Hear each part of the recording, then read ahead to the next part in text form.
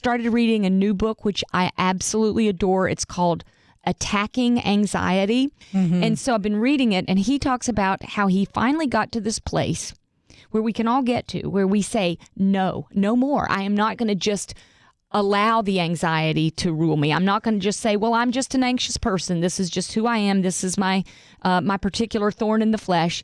He says you've got to get to a place where you say, I am going to stand up against it. Right. Stop tolerating it. Yeah. If we've been set free by Jesus, then we can live free. And you can be set free and not live free.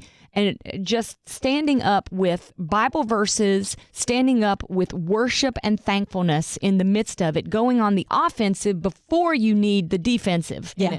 Yeah. If anything today, I hope you'll be encouraged, number one, to think about the things that cause you to go to a place that's unhealthy.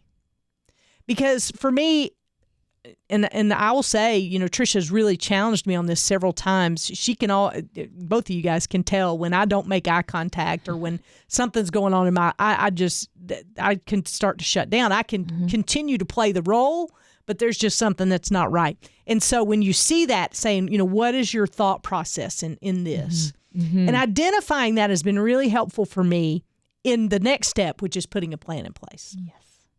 And I think one of the things, too, we have to ask ourselves is this stress that I'm under right now good for me? Is it helping me grow? Is it making me better? Or is it bad for me? Is it causing me physical ailments? Is it causing me to have insomnia or anxiety? And how can I turn it around and make what might be a negative stress into a positive stress? Are there things I can do? Are there ways I can look at my situation differently?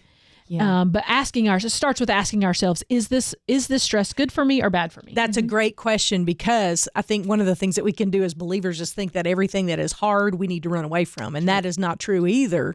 There are some good things that are meant to stretch and grow us that we won't experience unless we allow that good stress to stretch us in that way. So I'm glad you brought that up, Kelly. Something else you wanted to throw in here, too? It's kind of the same thing that you're talking about, which is one of the biggest weapons we have against anxiety is thankfulness, the way you're thinking about it. Thankfulness. In the moment, thankfulness is deadly to anxiety. So wherever you are, whenever you're starting to feel it, you ask yourself, is this good or is this bad? If it's good, it's easy to be thankful. If it's tough, it's harder to be thankful, but I bet you can do it. And when you do it, when you find something to be thankful for, praise God for, thank God for his love, the cross, his blood, his power, his might, all of those things. When you do that in that moment, that anxiety can't stand against it.